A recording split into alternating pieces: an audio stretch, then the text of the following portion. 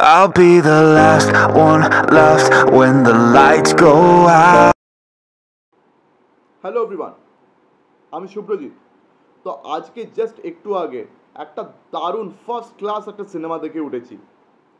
তো এই সিনেমাটার নাম হচ্ছে মহারাজা। আর মহারাজা বলতে কিন্তু আমির খানের ছেলে জুনেদ খানের মহারাজা নয়, এটা হচ্ছে বিজয় সেতুপতি মহারাজা, যেটা জাস্ট আগের মাস রিলিজ হয়েছিল। তো এটা ট্রেলার আমি রিয়াকশন দিয়েছিলাম, তো এই ভিডিওটা আপনারা চেক আউট করতে পারেন। তো এই সিনেমাটা আজকে রাত 12টার পরে নেটফ্লিক্সে রিলিজ হয়েছে।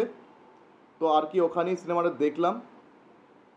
তো এই সিনেমার আর কি আগে কাস্ট অ্যান্ড ডিরেক্টর সম্বন্ধে বলি। তো এই সিনেমার ডিরেক্টর হচ্ছে নীতিলান স্বামীনাথন। এর আগে কুরঙ্গু বোম্মাই বলে একটি সিনেমা করেছিলেন, ওটাও দারুণ সিনেমা ছিল।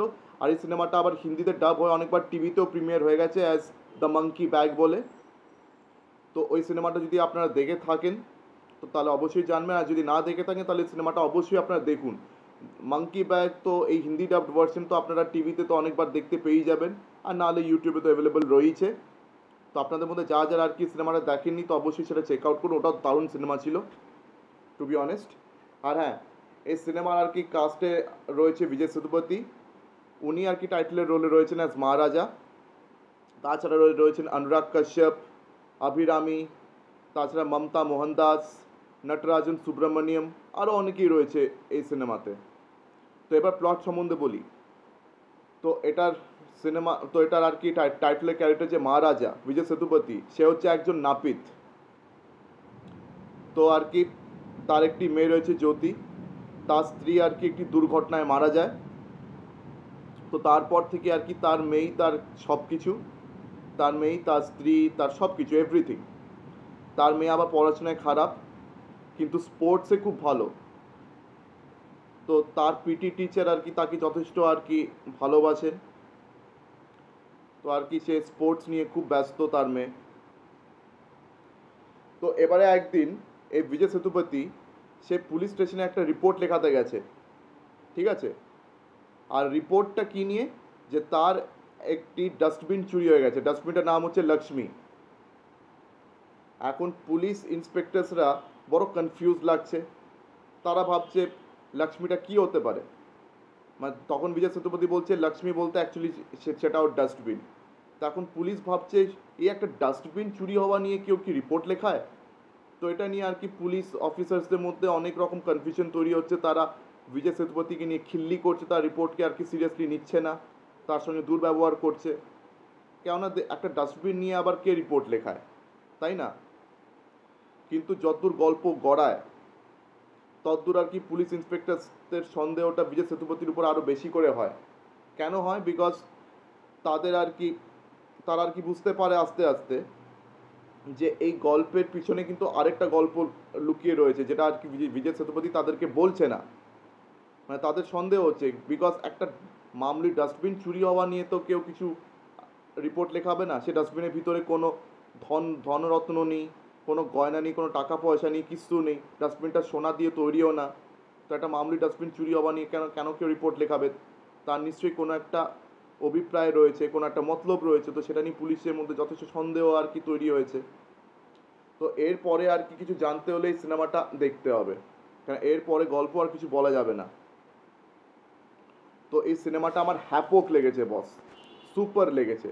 তো এই সিনেমার সবথেকে যেটা স্ট্রং পয়েন্ট সেটা হচ্ছে এই সিনেমাটা স্ক্রিন প্লে। মানে নীতিলান স্বামীনাথন এটা স্ক্রিন প্লে নিয়ে দারুণভাবে খেলেছে। মানে শুধু স্ক্রিন প্লে নিয়ে খেলেননি, উনি আমাদের মাইন্ডস নিয়ে খেলেছেন। He has literally played with all our minds.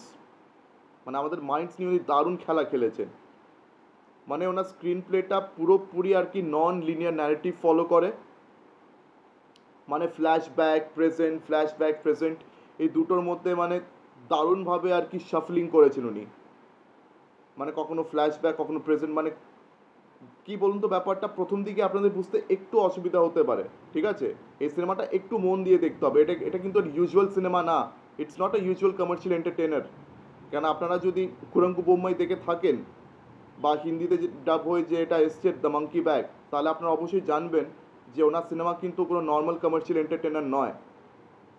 ওনার সিনেমাটা একটু অন্য ধরনের, মানে কমার্শিয়াল হলেও সেটা ওই আরবান প্লেক্সের কমার্শিয়াল বা ইন্ডিপেন্ডেন্ট বা প্যারালাল কমার্শিয়াল বলতে পারেন, ওই ধরনের সিনেমা। তো ওনার সিনেমাতে স্ট্রং পয়েন্ট থাকে অবশ্যই স্ক্রিন প্লে, কেন কুরঙ্গু বোম্মাইয়ের স্ক্রিন প্লেটাও খুব দারুণ লেখা হয়েছে, অ্যান্ড প্লাস হিউমার। ওনার সিনেমাতে প্রচুর হিউমার থাকে, কুরঙ্গু বোম্মাইতে প্রচুর মানে হিউমারাস কমেডি ছিল।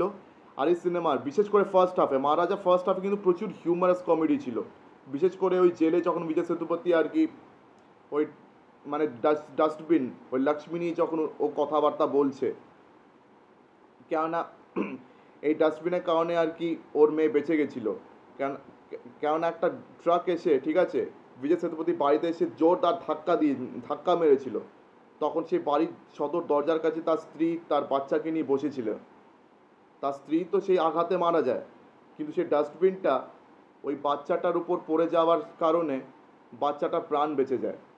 সেই কারণে আর কি সেই ডাস্টবিনটার নাম আর কি বিজয় সেতুপতি দিয়েছিল লক্ষ্মী, আর তারা সেই ডাস্টবিনটাকে একটা মানে বাড়ির সদস্য হিসেবে তারা ট্রিট করতো। তো এই হচ্ছে ব্যাপার। তো যাই হোক, তো আগেই বললাম যে ফার্স্ট হাফে হিউমার প্রচুর ছিল, হিউমারাস কমেডি প্রচুর ছিল, তাছাড়া এখানে কিছু আর কি ক্যারেক্টার্সকে দিয়েও কমেডি করানো হয়েছে, তো কমেডিটা দারুণ ওয়ার্ক করেছে।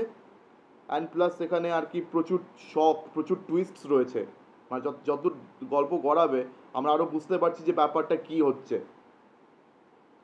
মানে গল্প খুব সুন্দরভাবে আনফোল্ড হচ্ছে, অ্যান্ড টুইস্টসগুলো মানে দারুণভাবে শক দিচ্ছে। একেই তো নন লিনিয়ার ন্যারেটিভ ফলো করেছে, তার উপরে টুইস্টস, আর তার উপরে এত সুন্দরভাবে হিউমারটাকে ইউজ করা হয়েছে, মানে এই তিনটে মিলে একটা মানে ডেডলি কম্বিনেশন বস, একটা ডেডলি সিনেমা হয়েছে। মানে এই সিনেমা মিস করা হচ্ছে মহাপাপ, মানে for cinephiles it will be a marvellous treat to watch. মানে আপনাদের মধ্যে যারা যারা কি সিনেমা নিয়ে পাগল, মানে আপনাদেরকে এই সিনেমাটা দেখতেই হবে, না দেখলে চলবে না। এই সিনেমাটা এখন নেটফ্লিক্সে অ্যাভেলেবেল রয়েছে, তো আপনাদের মধ্যে যারা যারা এই সিনেমাটি অলরেডি দেখে ফেলেছেন আমাকে কমেন্ট সেকশনে অবশ্যই জানাবেন যে কীরকম লেগেছে। আর যারা যারা এই সিনেমাটা এখনও দেখেননি এক্ষুনি সাজেস্ট করছি আপনারা গিয়ে অবশ্যই চেক আউট করুন। মানে এই সিনেমাতে তো পজিটিভস প্রচুর রয়েছে। আগেই বললাম যে স্ক্রিন প্লে, নিতিলাল স্বামীনাথন স্ক্রিন প্লেটাকে যেভাবে সাজিয়েছে ওটা হচ্ছে এই সিনেমার সব থেকে বড় পজিটিভ। তাছাড়া ওনার ডিরেকশন খুব ভালো হয়েছে, তাছাড়া প্রত্যেকটা অ্যাক্টরের পারফরমেন্সেস দারুণ হয়েছে। বিজয় সেতুপতি পারফরমেন্স নিয়ে কথা বলি কি অনুরাগ কাশ্যপের পারফরমেন্স নিয়ে কথা বলি, প্রত্যেকটা অ্যাক্টরের পারফরমেন্স কিন্তু যথেষ্ট মানে সুপার হয়েছে, মার্ভেলাস, প্রত্যেকের পারফরমেন্স খুবই একদম কনভিন্সিং হয়েছে। ডিরেকশন খুব ভালো হয়েছে, স্টোরি এত সুন্দরভাবে সাজানো হয়েছে, তাছাড়া আগে বললাম শকস টুইস্টস দারুণভাবে আমাদেরকে সারপ্রাইজ করে। মানে এই সিনেমার সব কিছুই ভালো, মানে এই সিনেমাতে নেগেটিভ পয়েন্ট বলতে সেরকম কিছুই নেই, মানে সেরকম কোনো নেগেটিভ পয়েন্টই নেই, মানে পুরো পজিটিভই পজিটিভ আছে। অ্যান্ড তাছাড়া এই সিনেমাটা কিন্তু কলিউডে মানে দারুণ আর কি সুপার হিট হয়েছে, মানে আগের মাসেই জাস্ট রিলিজ হয়েছিল, তো এই সিনেমাটা দারুণ রিভিউসও পেয়েছে, আর এই সিনেমাটা বক্স অফিসে সুপার হিটও হয়েছে। অ্যান্ড প্লাস এটা বিজয় সেতুপতি 50তম সিনেমা, তো for cinephiles it's one of the greatest treats to watch. তো এটা আপনাদেরকে সাজেস্ট করছি, অবশ্যই দেখুন। মানে এই সিনেমাটা ভাই না দেখলে অনেক বড় পাপ হয়ে যাবে। তো এটাই আমার বলার। তো আমার ভিডিওটা এখানেই শেষ করছি। তো আমার ভিডিওটা যদি আপনাদের সবার ভালো লেগে থাকে তো অবশ্যই লাইক করুন, বেশি বেশি করে আর কি আমার ভিডিওটি শেয়ার করে দেবেন, অ্যান্ড হ্যাঁ অবশ্যই আমার চ্যানেলটিকে সাবস্ক্রাইব করে দেবেন। তো আজকের দিনের মতন টাটা, চোখ রাখুন পরবর্তী ভিডিওতে, ধন্যবাদ।